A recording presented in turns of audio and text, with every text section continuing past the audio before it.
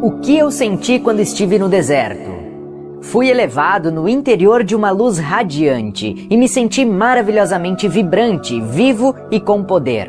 Eu estava cheio de êxtase e alegria e sabia, sem dúvida alguma, que aquele poder era o verdadeiro Criador, do qual todas as coisas criadas haviam recebido o seu ser.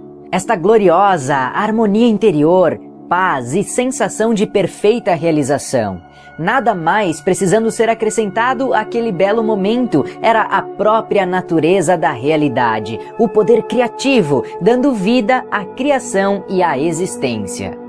O que vi, compreendi e percebi quando estive no deserto. Fui elevado dentro de outra dimensão de percepção consciente, que me permitiu ver a verdade com relação à vida e à existência. Vi, lúcida e claramente, o que era real e o que era falso no pensamento do homem. Compreendi que aquele poder criativo que eu estava experimentando era infinito, eterno, universal, que preenchia todo o espaço além do céu, dos oceanos, da terra e de todas as coisas vivas. Vi que aquilo era o poder mental, era o poder criativo da mente. Não havia ponto onde não existisse aquele poder criativo da mente divina.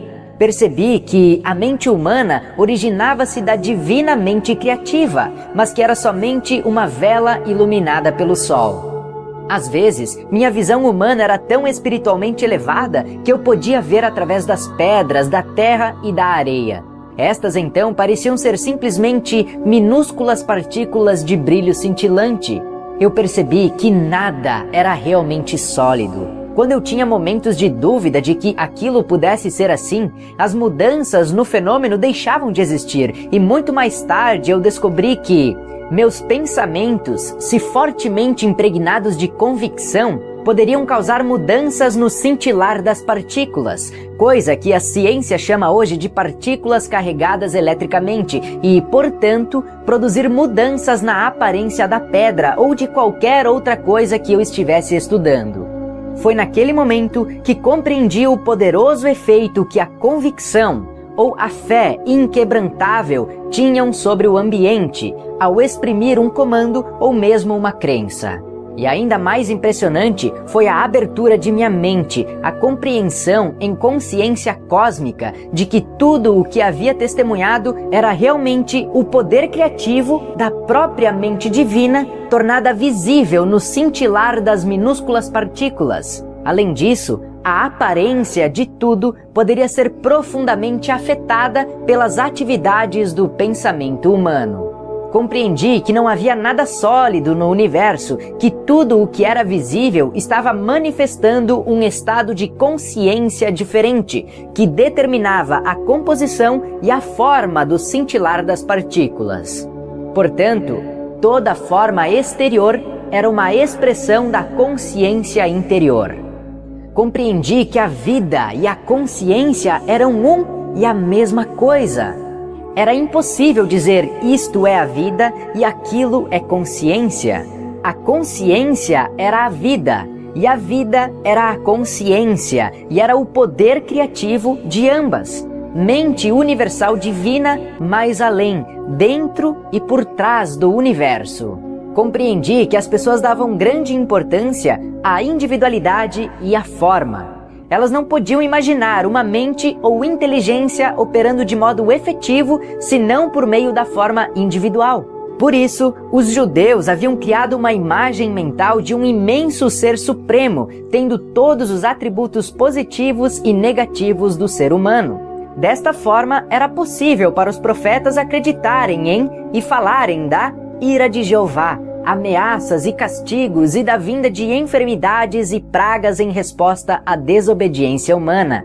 Mas percebi que estas imagens mentais eram mitos, elas não existiam. Percebi que em qualquer dimensão da existência era a mente, a inteligência manifestada, que era o fator mais importante no que se refere à criação e ao homem em si, de modo que se deveria reescrever o Gênesis assim: antes da criação, era a mente universal, o poder criativo dentro e por trás da criação em si. Tendo visto tão claramente, para além de toda a discussão que o poder criativo da mente universal estava em todo lugar, no infinito do céu e ativo dentro das formas terrenas, fui impulsionado interiormente a olhar ao meu redor. Olhei e vi apenas cascalho e pedra. Então, subitamente, me foi apresentada a imagem de uma bela paisagem, na qual crescia todo tipo de plantas, arbustos e árvores, aves sobrevoando as árvores e animais pastando na relva. Assistindo a esta visão com admiração, vi que as plantas e árvores, cada uma delas, e sim, mesmo os pássaros e os animais, na realidade, eram compostos de centenas de infinitas comunidades de minúsculas entidades trabalhando sem parar, seus cientistas modernos as chamam de células, em um espírito de total harmonia e cooperação para produzir a substância e os diversos órgãos dos sistemas internos e o aspecto exterior das entidades vivas e completas. Contemplei esta maravilhosa atividade por um longo tempo, ainda que o tempo já não tivesse mais importância para mim. Enquanto eu olhava, pensava, quem poderia ter adivinhado que sob a cobertura de pelagem, plumas e pele haveria tão intensa atividade em diminutas comunidades de entidades trabalhando juntas para dar vida, forma, nutrição, cura, proteção e resistência aos corpos de tantas espécies diferentes. Era a inteligência do trabalho realizado que atraía a minha atenção. Assim, compreendi que o trabalho era uma parte integral da atividade do poder criativo, desde a menor entidade, a célula, dentro dos sistemas viventes, até a mais avançada entidade no universo, o homem em si. No sistema de todos os seres vivos, todo o trabalho estava sob a direção do poder criativo divino, no qual estavam os planos e desígnios da criação. Vi que esses planos e desígnios eram, na verdade, formas de consciência e poderiam chamar-se de palavras, uma vez que cada palavra significa uma forma muito especial de consciência. Assim, a palavra original, na consciência do poder criativo, se manifesta no mundo visível. A palavra, e, portanto, o padrão da consciência, permanece na mente criativa divina, manifestando-se continuamente em si mesma. Pude ver, então, que tudo no universo vivia, se movia e tinha seu ser no poder criativo da mente universal, a qual era infinita e eterna, e era a única verdadeira realidade por trás de todas as manifestações da forma individualizada. Enchi-me de louvor, pois tudo no mundo procedia de, e ainda estava dentro deste supremo poder criativo da mente divina. Fiquei maravilhado com toda esta atividade secreta que está sempre operando em tudo o que é vivo, incluindo o corpo humano. Perguntei-me como é que unidades tão pequenas funcionavam de forma tão inteligente, de acordo com os planos específicos para produzir sem erro a forma proposta, o tronco da árvore, as folhas, flores, frutos, insetos, pássaros, animais e o corpo humano. Compreendi, com mais clareza ainda, que o poder criativo era a própria fonte de toda a atividade inteligente no universo. Se o homem possuía inteligência, era somente porque a havia extraído da fonte universal de todo ser. Além disso, foi-me mostrado que o poder criativo divino sempre trabalha de acordo com certos princípios de construção exatos e fundamentais. Foi-me mostrado que, assim como os homens têm características claras e uma natureza bem definida ao se apresentarem frente ao mundo, assim também o poder criativo possui uma natureza clara e definida, características distintas, as quais poderiam ser claramente reconhecidas na maneira com que todos os seres vivos, plantas, animais, aves e homens, foram construídos e mantidos.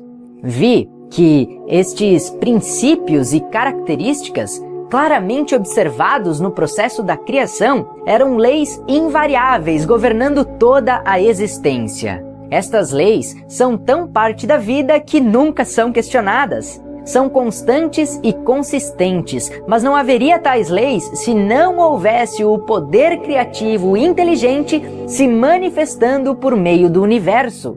Estes princípios da criação, as características do poder criativo em si, são os seguintes. Eu os traduzo para o seu tempo presente porque estes princípios são eternos.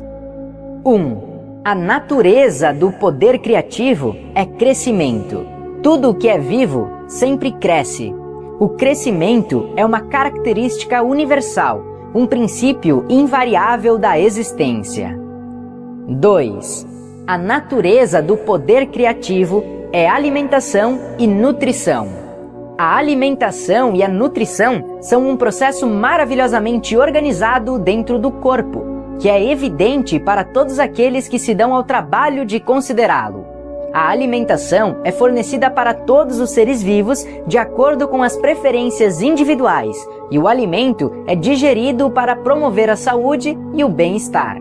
Quando pequenas criaturas nascem, o leite já está dentro da mãe, pronto, à espera do recém-nascido. Isso também é princípio misterioso da existência que ninguém pode negar. Nenhuma ciência pode explicar por que teria aparecido na existência esta função do sistema, que assegura a sobrevivência da espécie. A função em si mesma pode atualmente ser compreendida, mas não o porquê, a mola mestra da função. 3. A natureza do poder criativo é cura.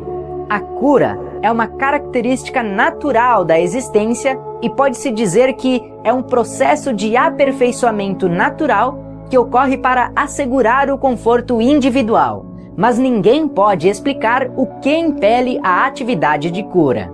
4. A natureza do poder criativo é proteção. A proteção é uma característica integral do poder criativo, e tudo o que parece ser a sua atividade aparentemente milagrosa no mundo é dirigida à proteção. Hoje, seus livros de medicina descrevem os vários sistemas protetores do corpo. Mas, quando estava no deserto, vi a característica de proteção inerente ao poder criativo inteligente da seguinte forma.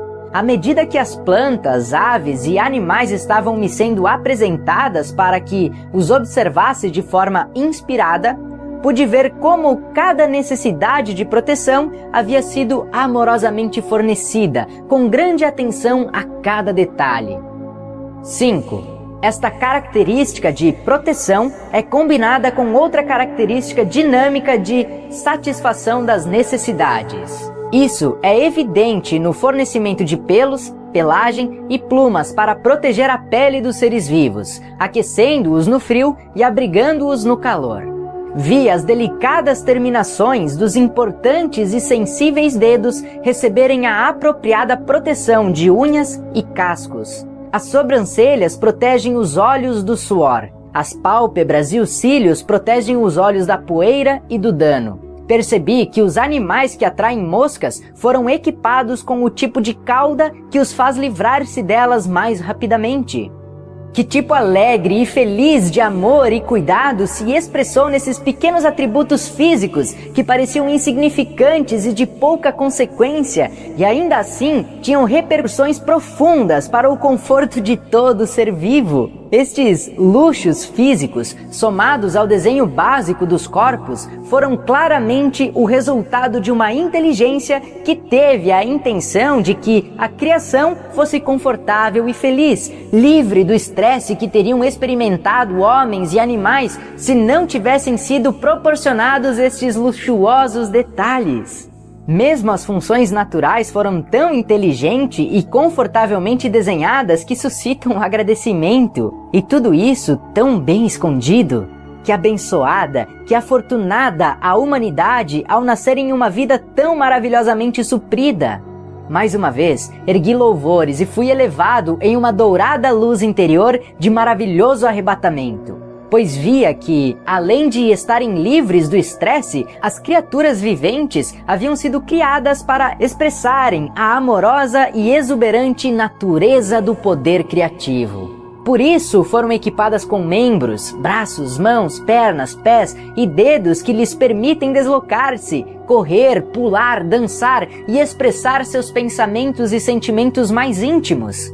Eu senti mesmo que, se a humanidade desejasse voar e desenvolver asas, se acreditasse de todo o coração que poderia fazê-lo, algo adicional começaria a se desenvolver para que pudesse voar. Foi nesse momento de compreensão da natureza do poder criativo que cheguei até a plena consciência do amor que dirigia as obras do poder criativo inteligente universal. Ponderando sobre este amor, percebi que a mãe, na criação, nutre, protege, satisfaz as necessidades e tenta promover a cura de sua prole. Esta é a atividade do amor. 6. No próximo áudio.